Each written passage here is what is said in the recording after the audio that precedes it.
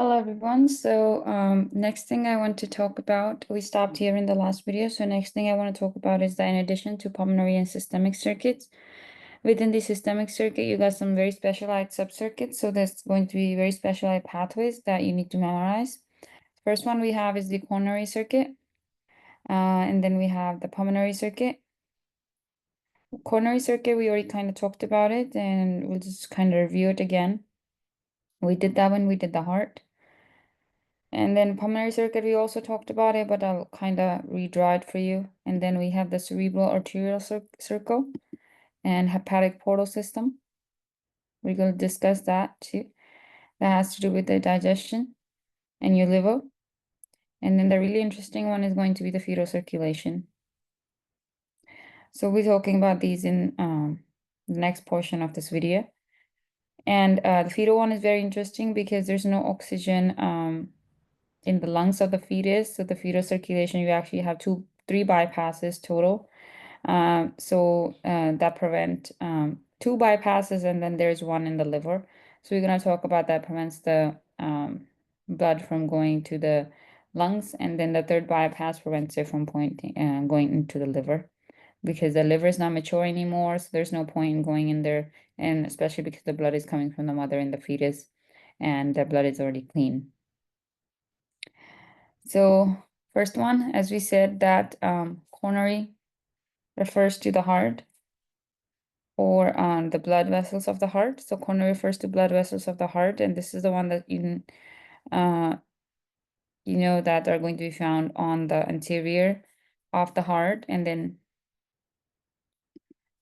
you have the right coronary artery here, and then you also have the left coronary artery here, LCA. That's that one there. And they kind of go back. So the left coronary artery is going to branch out into two, circumflex branch of LCA and then diagonal branch. This is kind of based on the name. Flex kind of goes around and then diagonal kind of goes down here. And then, so those are the arteries.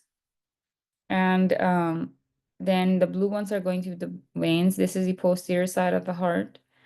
And they're going to be veins. And I just want to remind you something that I showed you before about the aortic valve here. I actually had the picture pulled up here. So let's look over here, and you got your aortic valve. That's your aortic valve, basically. That's going to the aorta. Just isolated here. So basically, it's sending the blood to the aorta, preventing it going from backwards, the aortic valve. And then you see these branches here.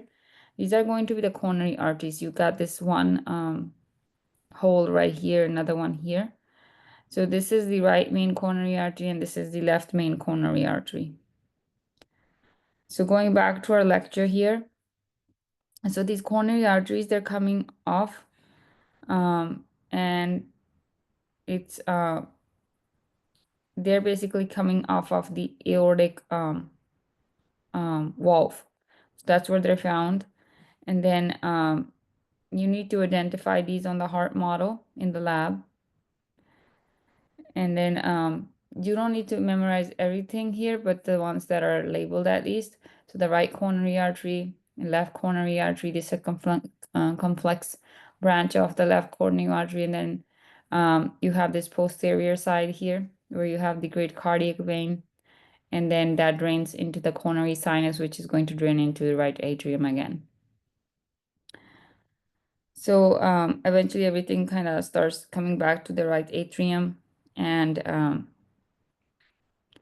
what's going to happen is after the heart has used up the oxygen, it's going to start sending the blood back. So they're going to merge, and most likely they're going to merge on the posterior side, and the posterior side is all blood going to go ahead and emerge like that, drained into the coronary sinus, which is on the posterior side where all the deoxygenated blood is going to be pooling, and then it's going to head back to the right atrium. So it basically joins the circulatory system in the heart, and it goes over the lungs where it gets to pick up oxygen again. And I'm talking about the blood. So it goes to the lungs to pick up oxygen.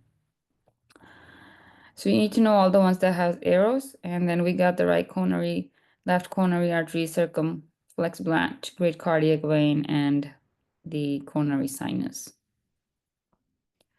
And we talked about that if they get blocked, then you have basically a heart disease, and then they have to do the bypasses and stents to open them up to allow the oxygen back into the heart. Okay, next we have the pulmonary circuit.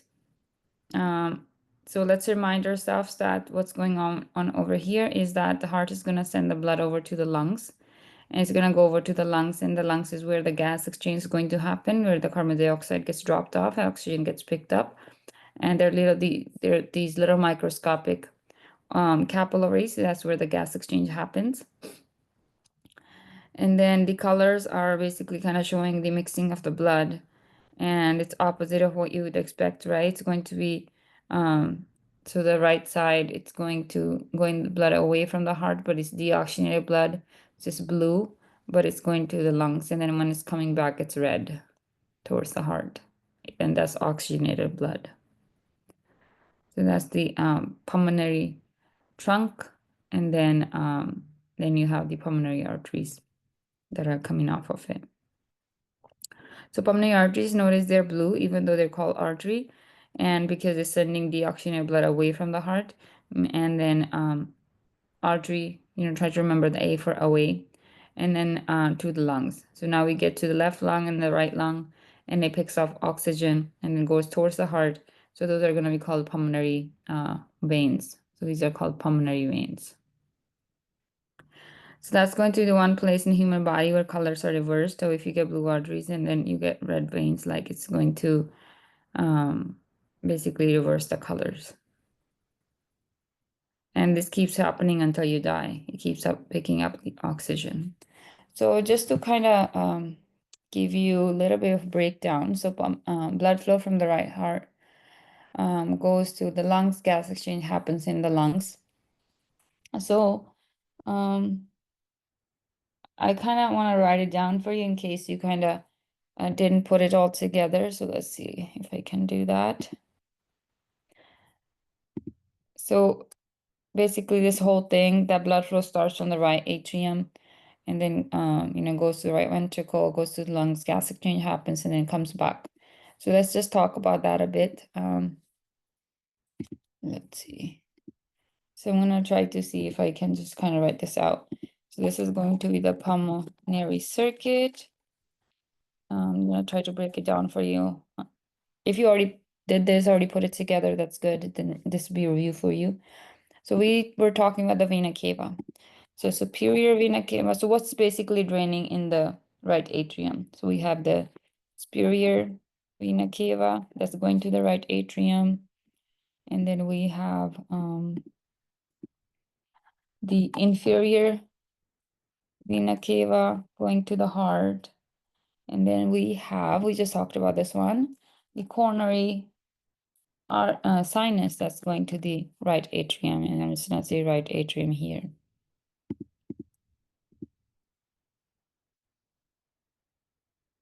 Just write it out. So that's what's draining into the right atrium. So all these three are going into the right atrium. Maybe I should change the color for the arrows. And then where is this right atrium going? It's gonna go to the, so let me change the color. Because the text color is also red. So that's gonna go to the right ventricle. And then it's passing through a valve here, and it does that, and that's tricuspid valve. Hopefully you remember that, or right AV valve, either or, whatever you want to call it, slash right AV valve. Okay, so from there, where does it go? So from the right ventricle, it's gonna go through another valve here, and that's gonna be called the pulmonary valve, and also known as the semilunar valve, but then we decided that we just gonna call it pulmonary valve. So from here, it goes to the pulmonary trunk.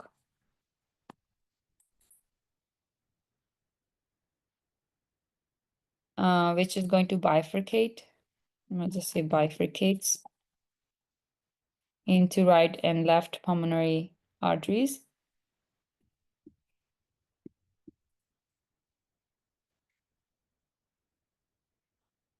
Let's see, it goes into the right pulmonary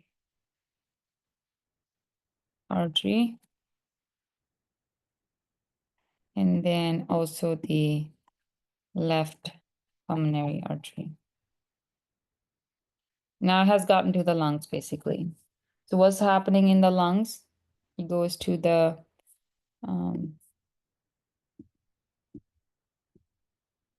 this is going to the right lung, and this is going to the left lung. So right lung and left lung. What's happening in the lungs is, I'm just going to put that here. It's going to gain O2, oxygen, and it's going to remove CO2.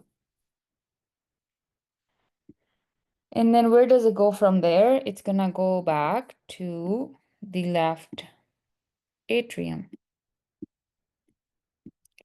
Okay, so that's the pulmonary circuit. It goes back to the left atrium. So that's the pulmonary circuit. And if we want to be exact, actually, before I put left atrium, I'm going to say it's gonna go to the pulmonary vein, right? Pulmonary, there are two actually veins, and then also the left pulmonary veins. Now we can say that it goes back to the, let me see. Oh, it erased the whole thing. Sorry about that. But anyways, so this is going to the, this is better anyway. So the pulmonary, right and left pulmonary vein.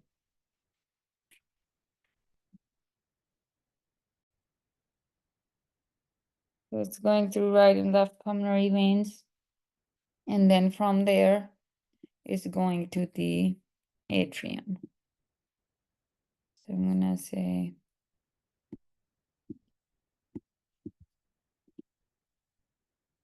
left atrium. And then from left atrium, it goes through the left ventricle. And then from there, it's gonna go into the systemic circuit.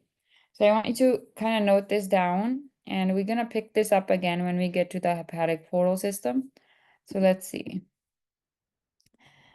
Let me. So that's what we have. And from the left ventricle, I'm gonna say it's going to enter the aortic valve, and that's where we're gonna leave it. So we're gonna leave it at left ventricle for now, and then we're gonna come back and we're gonna pick up what happens in the other systems after the pulmonary circuit.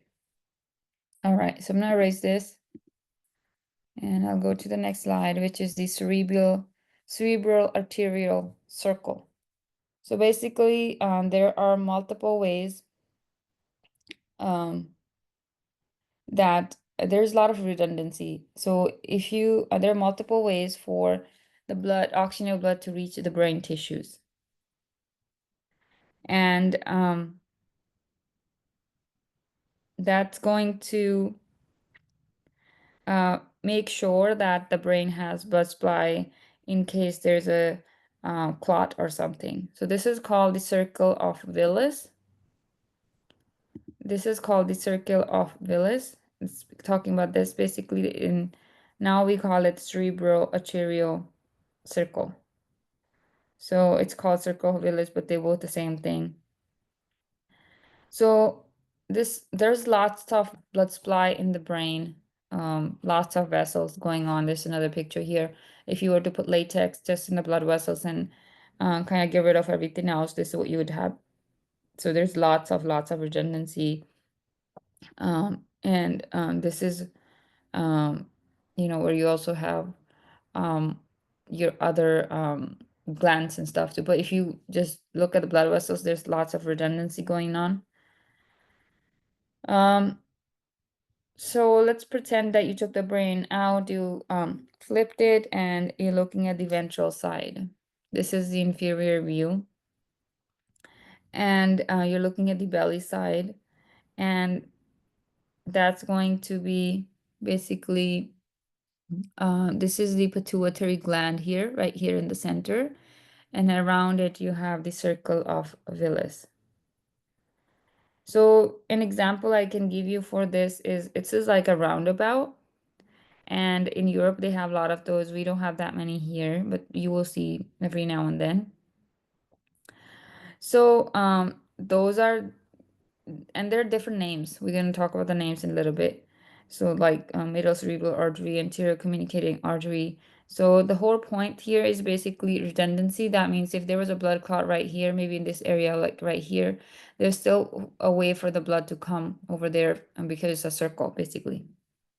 And you can blood coming from the other direction. Just like a freeway, basically when the freeway closes up, there might be other side streets that you can take to get home. So it's coming from different directions. It's just to make sure that the brain doesn't lose blood supply, and even if you get a blood clot. So in the study guide, there'll be a list of structures you need to memorize for the cerebral arterial circle. And you'll notice there's lots of redundancy. And again, if you were to go ahead and put latex in the blood vessels and dissolve all the rest of the brain tissue, it's going to leave you with lots of vascular supply for the brain. And that's because it's very important that we don't lose the blood supply to the brain. So otherwise, you have, someone has a stroke, the part of their brain will die, which is not a good thing.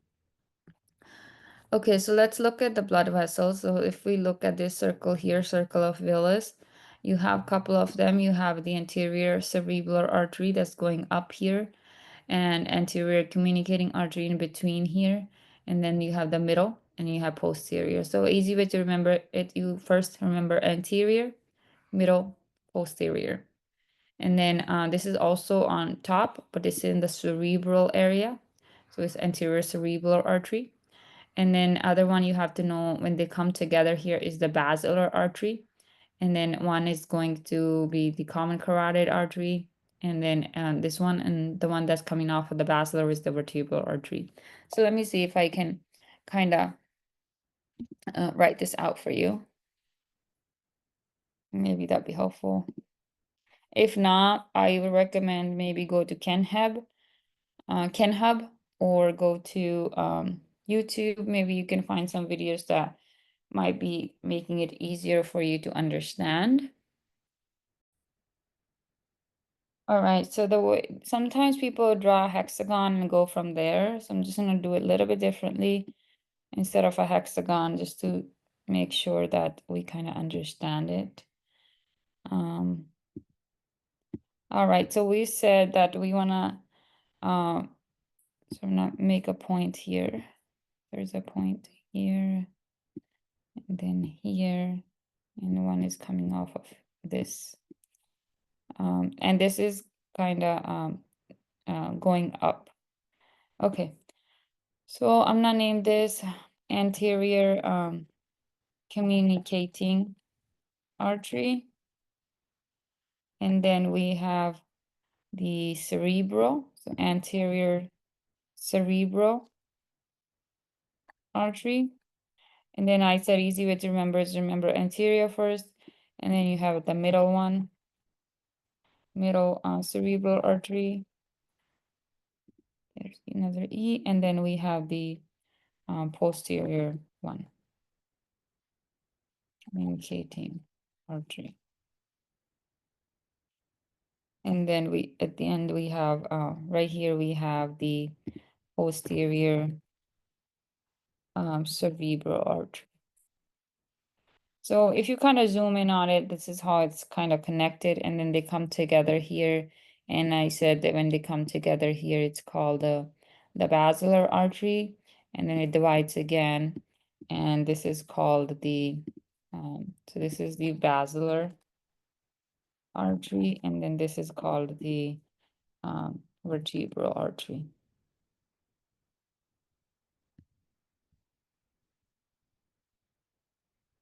I may have spelled that wrong, vertebral. That's what you have, and then here you have the ICA, the anterior. So right here, I'm gonna say you have the ICA, inferior. So let's we go back. So that's basically what you have here. The ICA is the internal carotid artery. It kind of goes there.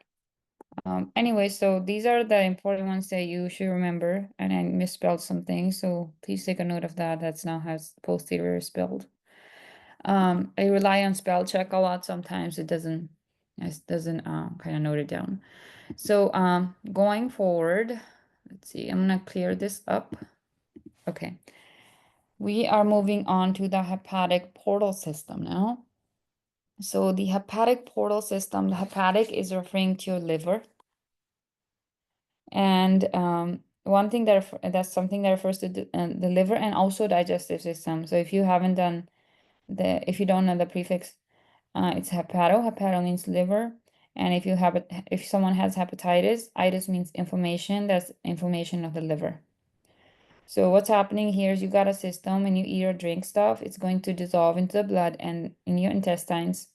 And then when your blood supply goes to the intestines and the deoxygenated blood that gets picked up, and maybe you were drinking alcohol, taking drugs, or eating food that was contaminated, that's also going to be absorbed in the bloodstream in your intestines. And then it's going to go through the liver. There are a bunch of blood vessels there, they get picked up, pick up all those waste or the products from the intestines, and then they go through the liver. And the liver is going to clean that up. And that's why it's blue. So hepatic portal vein is taking that through the liver, is cleaning up that blood before it goes back to the heart. So that's what's happening overall. So it's first set of wall is digestive tract. Second set is in the liver, known as liver sinusoid. So there's two sets of capillaries. First one in the digestive system is picking up all the nutrients and anything in the blood, maybe alcohol or anything like that, and then it goes through the liver. That's where it gets cleaned up and then goes back to the heart. So the portal system is going to be the hepatic portal system. That's going to send blood into the liver. Once it gets to the liver, it's going to detox it. And the liver's job is basically to take first shot at anything that goes into the body, try to detox it, cleanse it before it goes back to the rest of the body. And that's why if someone tries to commit suicide by taking drugs or pills, or if they drink too much, the liver is the first organ that's going to suffer. That's your first line, trying to detox all those chemicals from your blood that you're putting in. So all that is going to be absorbed in your digestive system right here. And it's right here is showing you the large intestine only. It's also kind of have taken off the transverse colon. So you have the ascending colon and descending colon, sigmoid colon of the large intestine. But I want you to notice that how all these capillaries are coming off of the digestive system. So it's taking up all the deoxygenated blood and anything that's in the blood, any chemicals or drugs, it's going to enter through the liver. So it goes through the liver, and then from the liver, it's going to go back to the heart. So they're going to go and send it to the liver first, and it's going to get cleansed, and then it's going to go to the inferior vena cava, then go directly to the heart. And we saw that when we did the pulmonary circuit. And then from there, the clean blood will get distributed everywhere. So this is what it looks like if you look at the entire abdominal cavity. So there's going to be a large intestine here, and all the blood vessels are connected, and there's lots of blood vessels there. So basically, there are some that are, for example, this is the hepatic portal vein. This is called superior mesenteric, and this is called inferior mesenteric, splenic going to the spleen. And then this is going to drain into the inferior vena cava. So you have different blood vessels there, lots of them. So if someone had to do a transplant for the intestines, it would be a lot of work. Okay, so hepatic portal vein is called that because you could think of as a highway that's going to send this dirty blood over to the liver, and the liver is going to go ahead and clean it, and that's pretty, complicated. There's a set of capillaries here to cleanse it, and it goes back to the inferior vena cava. Okay, so next what I'm gonna do is I'm going to try to write this out for you like I did the last two. So let me see. Let me get another slide here. There we go. Okay. So if you remember, when we did the pulmonary circuit, we stopped at the I think we stopped at the left ventricle. So I'm gonna pick up there. So we have a clean blood coming off from the heart, and we have left ventricle. This is where we stopped for the pulmonary circuit. So I'm just gonna say maybe let's try to do a circuit to kind of show you the hepatic portal system, where we are going from the right atrium and then right atrium to the small intestine and then back to the right atrium. So I'm not doing the right atrium here because we did that for the pulmonary circuit and we stopped at the left ventricle. I think I misspelled that. So we stopped at left ventricle for that, and now we're going to pick it up from the left ventricle and go from there. So before this, on the flowchart steps, you can just use the one for the pulmonary circuit. So we have the left ventricle, and then where's that going to go? So I want to show you something real quick. So you guys know we have the aorta. So the aorta is, let's see,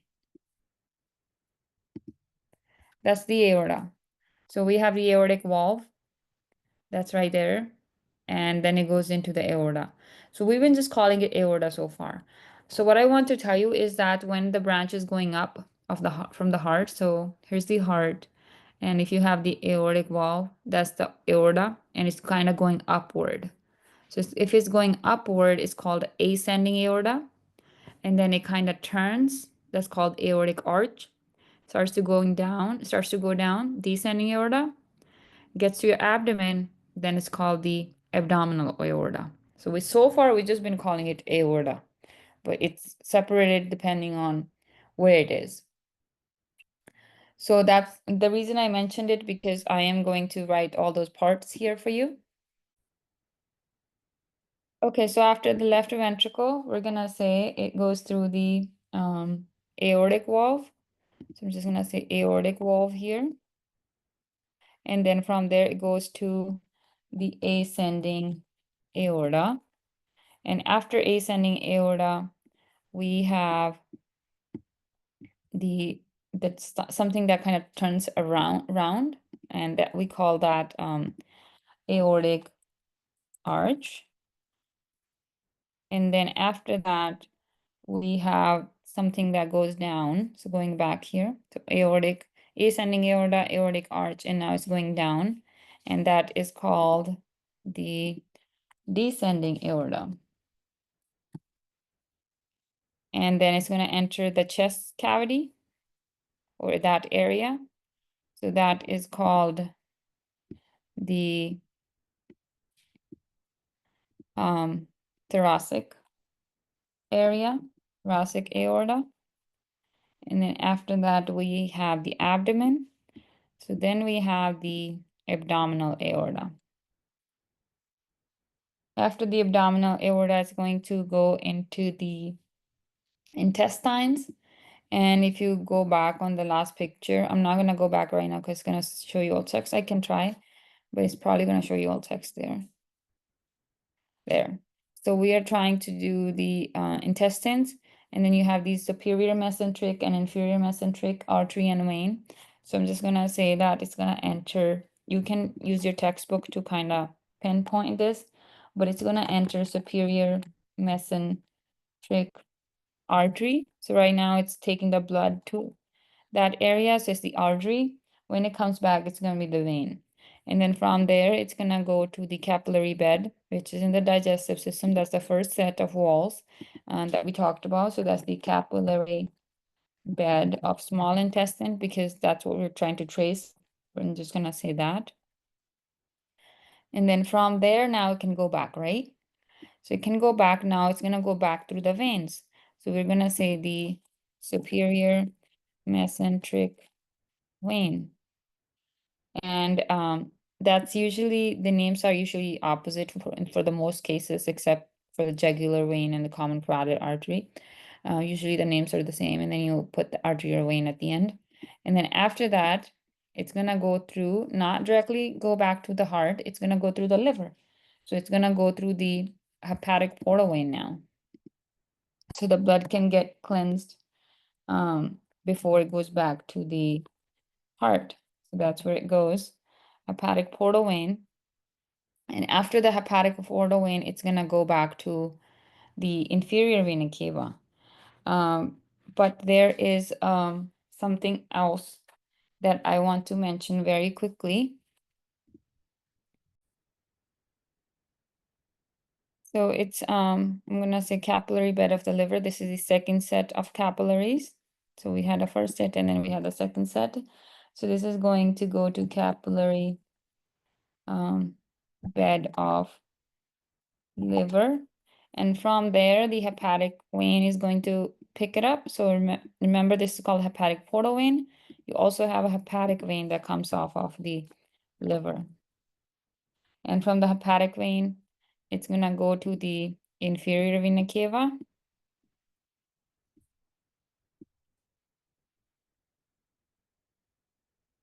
And then from the inferior vena cava, it goes back to the right atrium. So we have kind of traced this whole thing. So right atrium. And there's one more vein I'm just going to mention very quickly. I'm not going to say much on it.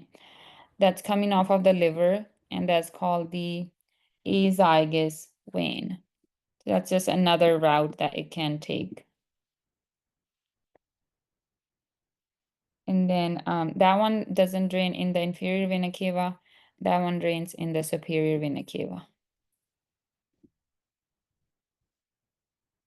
And if you remember, superior vena cava, inferior vena cava, and the coronary sinus, all of them drain into the right atrium.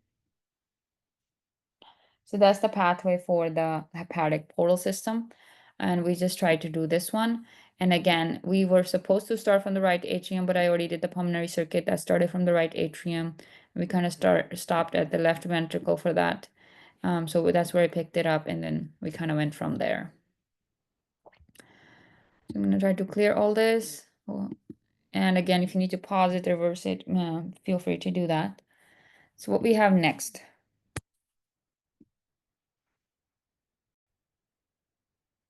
So next we have the fetal circulation. It's the last one that we're going to cover. So we got a bunch of bypasses in this one.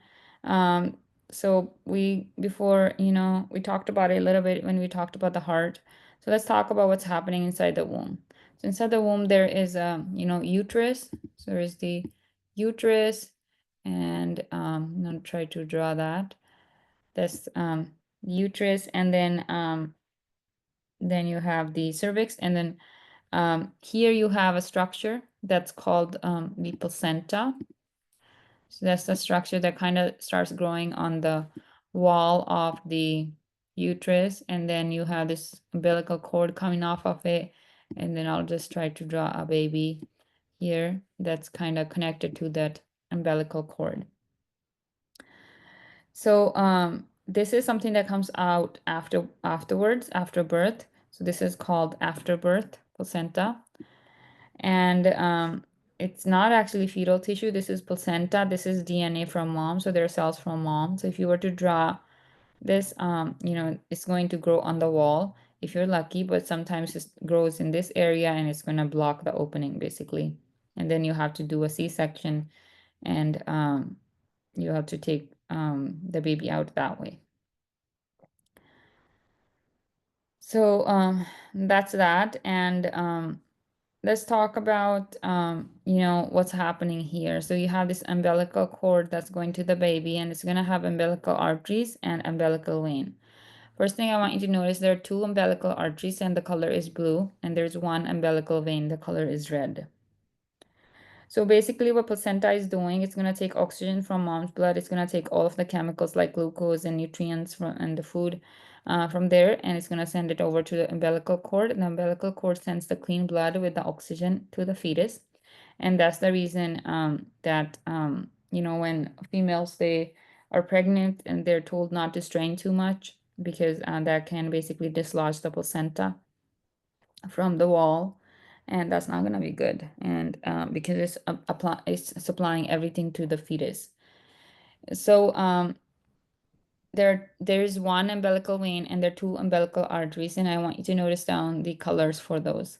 So you might be wondering, why is this called a vein? And that's because it's going towards the heart of the mother, and then umbilical arteries are carrying blood to the placenta. It's going away from the heart of the mother. So it can get so that's the reason that they're the names, the artery and the vein. I want you to remember the definitions.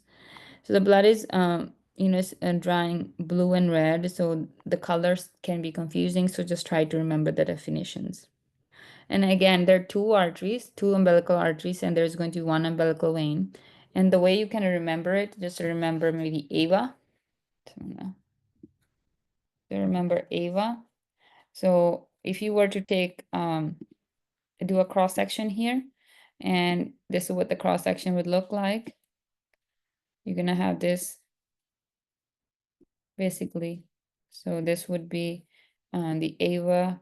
You have the vein, two veins. Sorry, you have two arteries, and then you have two veins. That's what you have here. Sorry, two arteries and one vein. I think I said two. But anyways, you can try to remember it like that, Ava. You have two umbilical arteries and you have one umbilical vein. So when there's childbirth, sometimes people are asked to cut the umbilical cord. If you ever do that, you can notice that there are two of them for the arteries and there's going to be one vein. Okay, so we haven't gotten to the fetus yet, so let me show you some of the bypasses. Okay, so once you have the fetus, we got a hole between the right and left atrium, and that's going to be called foramen ovale. Hopefully you remember that. And that's going to be, there's going to be a connection there. So right here. And basically that's what's left over. So um, that's between the aorta and the pulmonary trunk. And instead of having the blood go through the pulmonary artery and sending it to the lungs, it's gonna immediately go through the aorta. And that connection there is going to be called the ductus arteriosus. So diverts most of the blood from the pulmonary trunk directly into the aorta.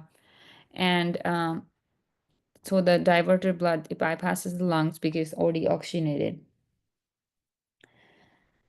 So it's going to bypass the lungs altogether. When you're born, when you take your first breath, what's going to happen is that this is going to close down. And then it's going to be called ligamentum arteriosum. So then it's going to be called ligamentum arteriosum. So that's the, go back. So that's the name, ligamentum arteriosum, that's after birth. And then there's going to be a little scar tissue that's left over there. And if you're born with a, defect, means it doesn't close all the way, then the person is going to have something called patent ductus arteriosus, patent ductus arteriosus. And that's a congenital defect. Congenital means you're born with it, and this is that means the ductus arteriosus didn't close all the way, and what's going to happen is the blood's going to go backward, and you can kind of see that in the picture. And the blood is going to go from, normally the blood is going to go from the aorta to the rest of the body, but here some of the blood is going to go backwards because the opening never closed. So we call that ligamentum arteriosum. And when it's closed up and when it's open, it's called ductus arteriosum. And when you're born, it's supposed to close. But if it doesn't, then it's called PDA. PDA stands for patent ductus arteriosum. So depending on how severe it is, it might need to be repaired. If it's not too bad, then you're still able to get through the life with it. Then they might not do surgery. Otherwise, they'll have to do open heart surgery to close it up so it doesn't cause mixing of blood. Okay. So foramen ovale, we kind of already talked about it, so I'm not going to spend too much time talking about it.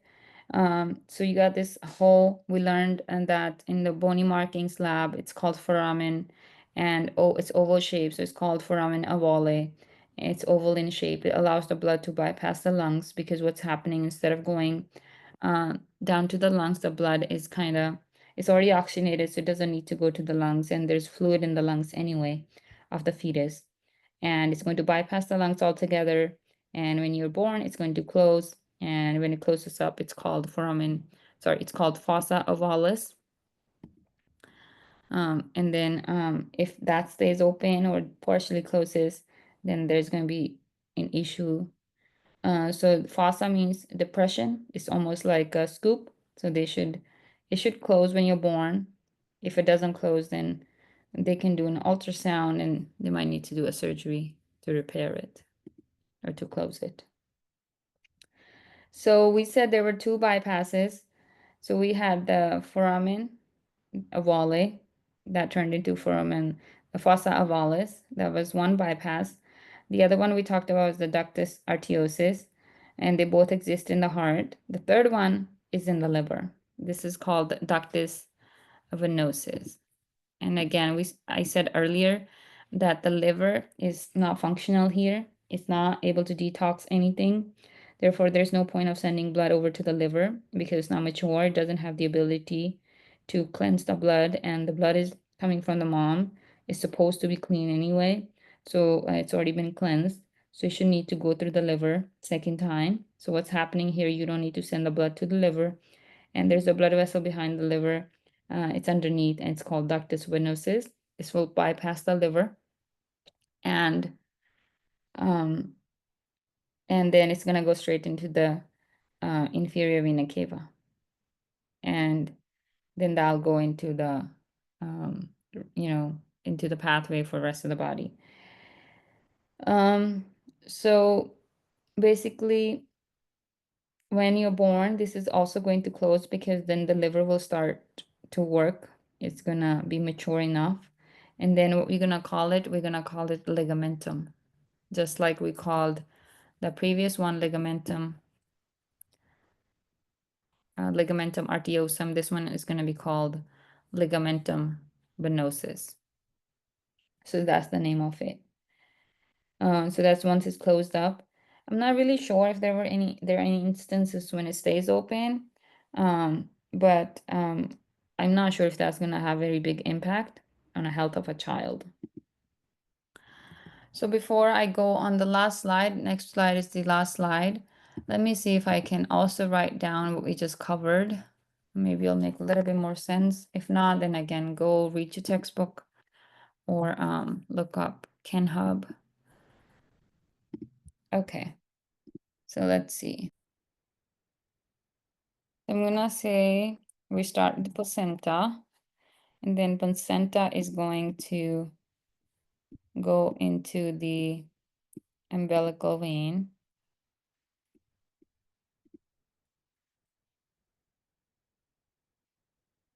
And what this is carrying is O2, oxygen, and nutrients. And this is clean blood. And that's gonna go through ductus venosus,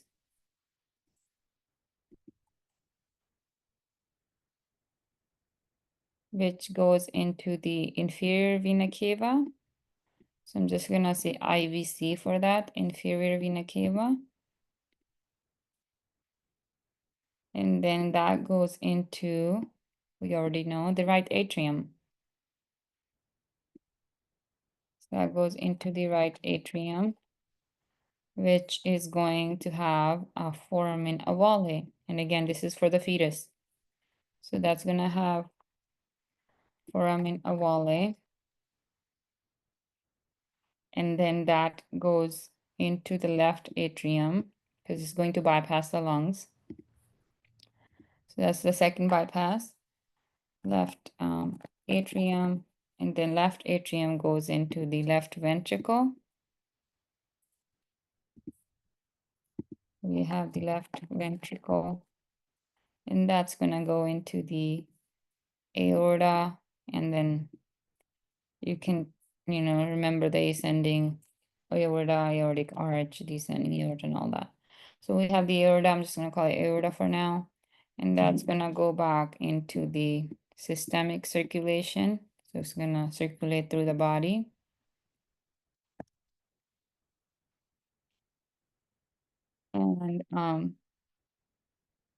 And then for the systemic circulation, and then also goes through the internal iliac arteries. So that's the iliac area, internal iliac arteries.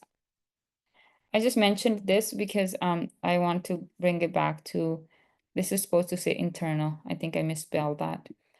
Anyway, so it's going to go back to the placenta through the umbilical veins. Arteries, sorry, umbilical arteries. And then we missed one bypass here that we were talking about. So through the right atrium, there is right ventricle. And then from the right ventricle, it doesn't go through the lungs. Instead, it goes through the ductus arteriosum. It's a pulmonary trunk.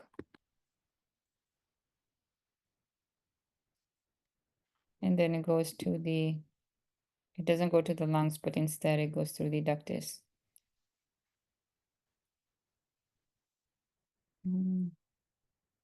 Ductus arteriosum. And then I'm just gonna connect the aorta with this as well. Actually, I'm gonna draw that arrow this way because that's how it's going.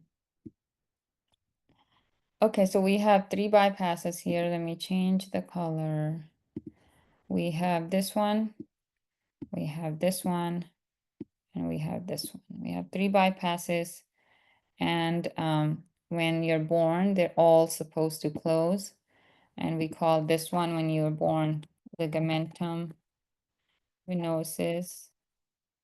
And this one, it turns into fossa ovalis. And this one is called ligamentum arteriosum. There, that's what we just discussed in the last few slides. I hope it makes more sense. Again, if not, maybe go refer to the image that's given in your textbook. Okay, so this is our last slide, and this is talking about the atrial septal defect. We talked about heart murmurs, and this is basically switching back, and it's a heart murmur that gives you a swishing sound between the right and the left side, and that's because the flap didn't close all the way. And do you remember I showed you some heart sounds, and I think I still have them open. So this is called the atrial septal defect. So that's the atrial septal defect, and when I play that, that's what it sounds like. So you can kind of compare this with the normal sound of the heart. And so that's the heart sound, and depending on how severe it is, they might leave it the way it is because most murmurs don't really impact the person too much. But if it's really bad, then they have to, and they're like the person is super out of breath, they can't really do any exercises. Then they'll do an open heart surgery, put a little mesh in there, and then close it up, and the person will be good to go. So this was blood vessels, and we'll talk a little bit more about it during the lab. Thank you guys for listening, and this is it for this lecture.